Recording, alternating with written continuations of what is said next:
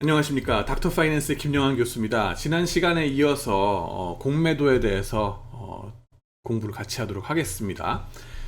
이번에는요, 공매도가 이루어지는 데 있어서 어떤 제한들이 있는지에 대해서 구체적으로 하나하나 짚어보도록 하겠습니다. 첫 번째, 공매도는 아무렇게 하는가? 네이키드 숏셀링 금지라고 하는 겁니다. 이거 뭐예요? 네이키드, 벗었다는 얘기죠. 까디짓고 아무것도 없는데 그 빌리지도 않고서 무차입한 상황에서 냅다 깔아 공매도부터 해버리는 이런 비양심적인 상황이 벌어진다는 겁니다. 거의 모든 나라에서 이건 금지입니다. 그죠? 이거를 갖다가 허락하는 나라는 없습니다. 거의. 그렇고요. 빌린 것도 없는 것들이 감히 공매도를 한다. 말이 안 된다는 거죠. 근데 이제 실제로 그런 일이 벌어졌었다는 겁니다. 2018년 11월 GSI 골드만삭스 인터내셔널 같은 경우는 같은 해 5월 차입하지 않은 상장 주식 156종목에 대해서 401억 원 정도에 대한 매도 주문을 제출해가지고 공매도에 대한 규정을 위반한 바가 있었다고 합니다. 이게 어떻게 이런 상황이 벌어져요? 슈카월드 여러분들 보시면 나오죠, 얘기가.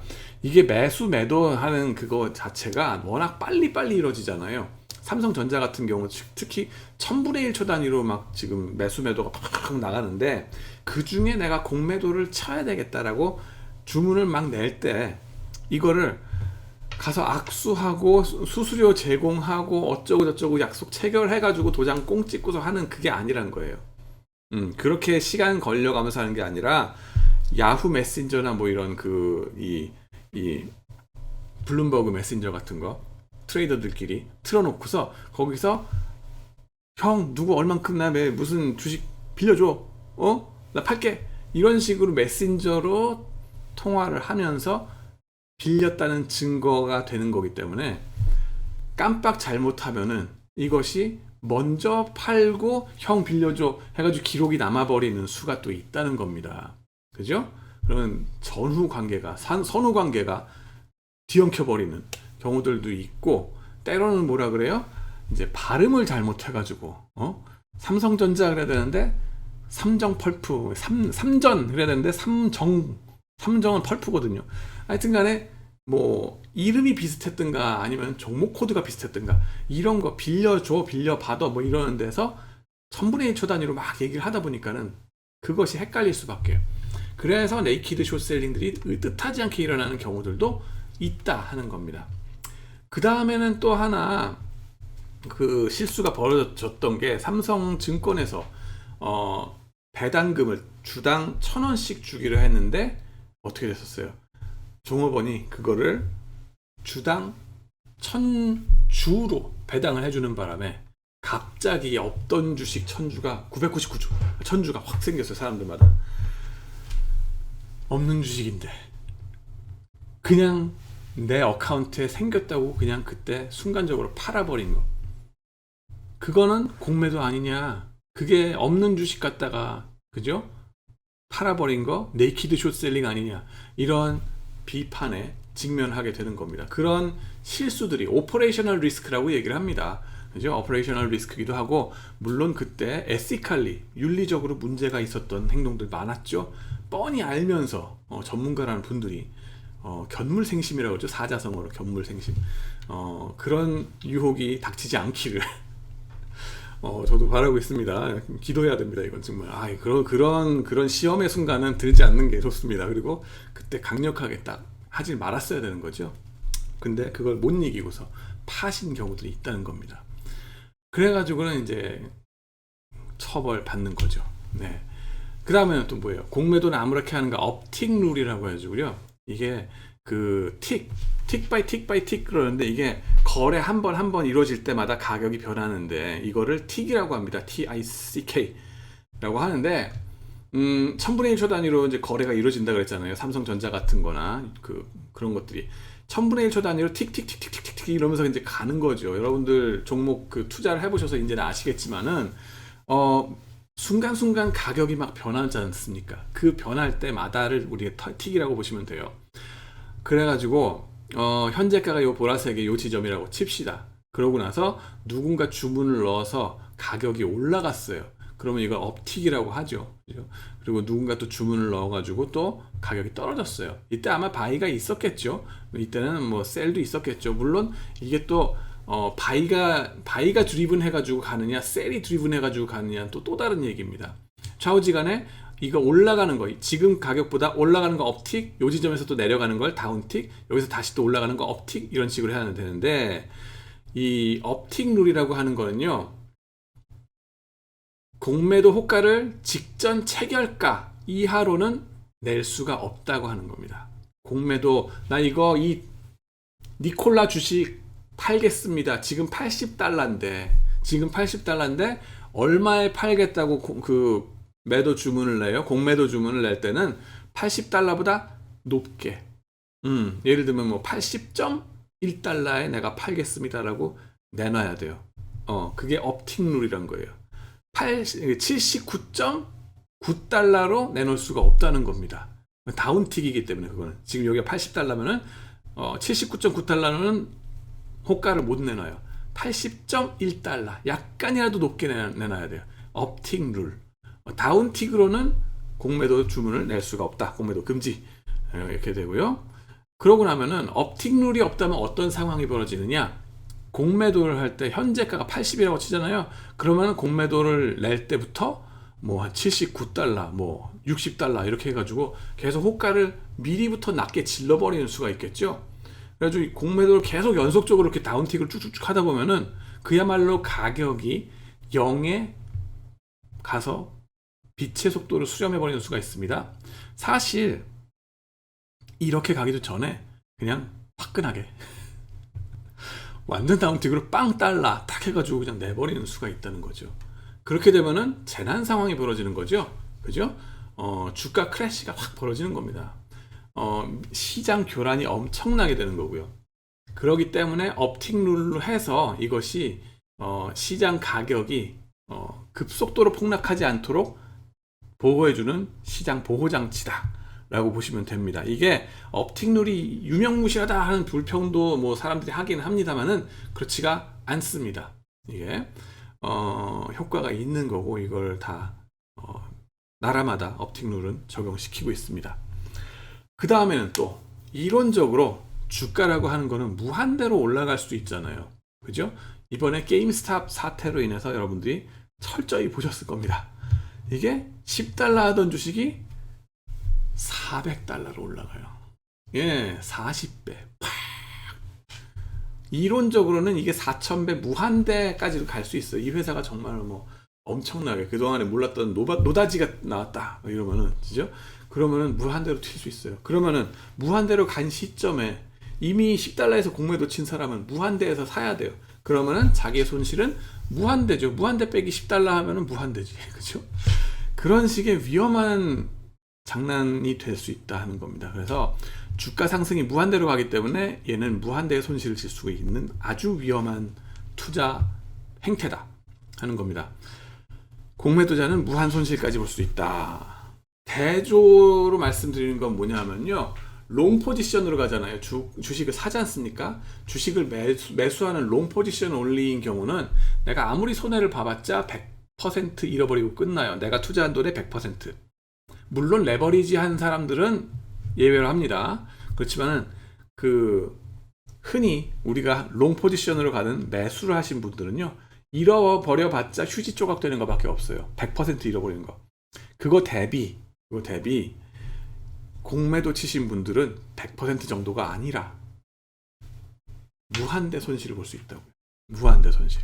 그러기 때문에 개미들은 가라 라고 하는 거예요. 이거 개미 차별하자 무슨 뭐 기울어진 운동장이다 어쩌다 블라블라 됐습니다. 그거 아니에요. 예, 위험하기 때문에 말하자면은 감당하실 수 있겠어 이겁니다. 개미 투자자들은 이거 감당하기 힘듭니다. 여간한 야수의 심장을 갖고 있지 않으면은 자본력, 그죠? 야수의 심장 정도가 아니라, 그죠? 그렇습니다. 네, 다음으로 우리가 생각해 봐야 될 건 뭐냐면요. 공매도를 치는 사람들이, 그 투자자들이 불법적인 내부자 거래하는 나쁜 놈들인가, 가격 조작하는 놈들인가, 아니면은 얘네들이 공평하게 똑같은 공개된 정보를 접했음에도 불구하고 머리가 더 좋아가지고 빨리 프로세스해서 정보 프로세스 능력이 좋아서 간파를 잘해서 돈을 버는 애들인가 하는 거에 대한 질문이 되겠습니다. 그거에 대한 질문으로 논문을 쓰신 분이 앵겔버그 교수님하고 이 팀들이 되겠는데요.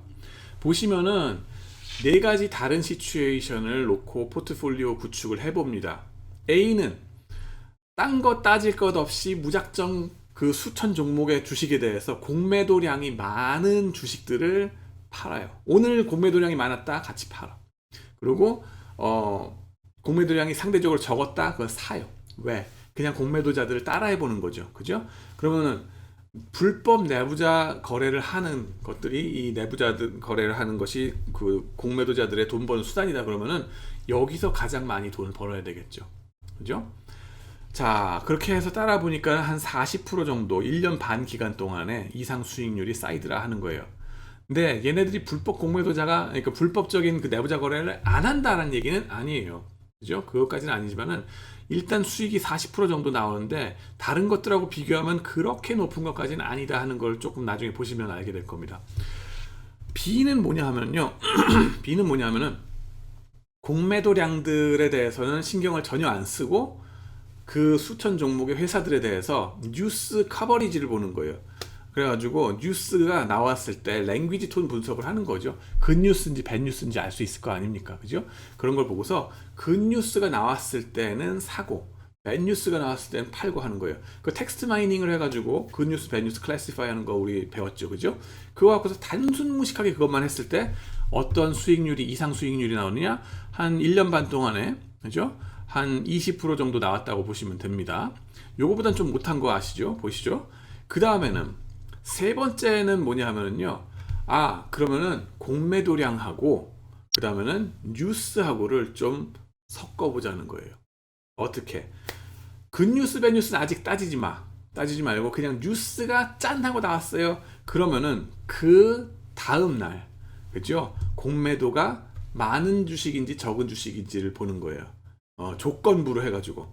여러분들 생각해 보시면은 그 주식들마다 뉴스가 맨날 나오느냐 하면 그렇지가 않습니다. 삼성전자 같은 국민주 같은 경우는, 대형주는 뭐 매 시간마다 막 뉴스가 막 쏟아져 나와요. 그 회사에 대해서 관심도가 많기 때문에 애당초에 많아서. 근데 중소형주로 내려가잖아요. 코스피 200을 벗어나기만 시작하면은 뉴스 커버리지가 정말 적습니다. 1년에 한두 번 나오면 다행일 정도라고 보시면 돼요. 그죠? 그렇게 해가지고 그 뉴스가 나왔을 때, 뭔가 이벤트가 있었을 때, 어나운스가 됐을 때에 그것이 나왔으면은 좋건 나쁘건을 따지지 말고 그냥 공매도자가 공매도량이 많은가 적은가에 따라서 그 뉴스 나온 다음 날의 공매도량을 따라 하는 거예요. 공매도량이 많으면 팔고 적으면 사고. 예. 그렇게 했더니만은 이상 수익률이 좀 20% 더 올라가더라고요. 여기 40%인데 여긴 60%예요. 그러니까는 무작정 공매도 비율을 따라서 가는 것보다는 뉴스의 컨디셔닝 하는 것이, 뉴스의 조건부로 하는 것이 더 돈을 많이 벌더라 하는 걸 조금 보기 시작합니다. 그러면은 여기서 뭐예요? 무작정 공매도가 뭐 불법 내부자 거래를 하는 거는 좀 아닌 것 같다 하는 게 갸우뚱해지지 하는 생각이 들죠. 그죠? 이게 불법으로만 하는 거는 아니구나. 얘네들이 더 뉴스의 컨디셔닝에서 퍼블릭 뉴스가 나온 다음에 공매도를 따라하는 것이, 그죠? 즉 얘네들이 좀 더 인포메이션 프로세싱이 똑똑한 애들이 하는 거 아닌가 하는 생각이 이제 들게 되는 겁니다. 그 다음에 진짜 대박인 게 이제 패널 B입니다. 여기 보시면은 뉴스를 굿뉴스와 배뉴스를 나눕니다. 그죠? 그래가지고 굿뉴스가 나온 다음 날 공매도량이 적으면 이건 진짜 좋은 거겠구나. 그래서 사는 거예요. 그죠? 배뉴스가 나온 날, 그 다음 날, 그죠? 배뉴스가 나오고 나서 그 다음 날 공매도량이 와 뜨는, 그죠? 엄청나게 많이 공매도가 나는 그런 주식은 또 팔아요. 그러면 이건 정말로 나쁜 주식이라고 쟤네들도 생각하는 거고 그걸 따라하는 거예요. 그러고 나면 이상 수익률이 얼만큼 되느냐? 180%까지 간다는 겁니다. 같은 기간 동안. 여기 몇 프로? 40%, 180%, 차이가 140%. 그러니까는 여기서 결론 지을 수 있는 건 뭡니까? 공매도 친다는 사람들은 사실 내부자 불법 거래를 하는 거가 아니라 그거보다는 그럴 가능성보다는 똑똑한 애들일 가능성이 높다는 겁니다. 훨씬 더 정보력이 좋아가지고 진짜 들고 파서 자기네들이 공부를 해왔고, 그다음에 같은 공개된 정보가 딱 나왔을 때 그거를 습득하는 속도가 빠르다는 것뿐입니다. 네, 그래서 그 얘기를 이제 이분들이 하셨습니다. 그리고 공매도량의 트렌드를 여기서 쭉 보시면은 우리나라에서는 공매도 수량의 비중이 한 2016년까지만 나오긴 했는데 한 10% 이내라고 보시면 됩니다. 한 5%, 6%에서 왔다 갔다 한다. 이거 수량 비중을 하느냐 금액 비중을 하느냐에 따라 좀 다르긴 한데, 물론 금액 비중이 좀 수량 비중보다 높을 수밖에 없죠. 왜? 공매도를 치는 주식은 애당초에 고평가되어 있는, 그죠? 가격이 너무 높은 버블 주식들이거든요. 그러니까는 양에 비해서 액수가 더 높을 수밖에 없다 하는 걸 알 수 있고, 근데 이제 재밌는 건 뭐냐면요, 이 같은 시기를 봤을 때 2017년 기준으로 봤을 때 일본, 미국 시장에 비해서 공매도 거래 대금의 비중이 너무나 낮다는 겁니다. 한 8% 정도 나오잖아요. 미국은 40%, 일본도 우리가 늘 경쟁자로 생각하는 선택적으로죠. 이런 때는 경쟁자가 또 아닙니다. 근데 왜 그래 우리가 또 선택적으로 해야 되는지 모르겠는데 39%. 예. 그래가지고 8호 40, 5분의 1 정도밖에 안 됩니다. 우리가 5분의 1 정도밖에 성장 안 한 시장입니까? 그걸 한번 생각해 보셔야 되죠. 공매도를 아예 금지시키자라고 말씀하시는 분들 많은데 우리가 아직도 후진국으로 보이십니까? 경제는 거의 10대 선진국 중 하나라는 거 아시죠? 트레이딩 볼륨, 트레이딩 그 GDP라든가 아니면 익스포트, 임포트 하는 거 보면은, 그 다음에는 뭐예요? 공매도량 수준으로 보면은 아직도 기회주의적으로 우리가 후진국을 자처하고 있는데 굳이 이럴 필요가 있는가 하는 건 한번 생각해 보셔야 될 겁니다. 그 다음에는요, 실제 현업에서의 차익 거래에 대해서 다음에 또 말씀을 같이 나누도록 하겠습니다. 예, 시청해 주셔서 감사합니다.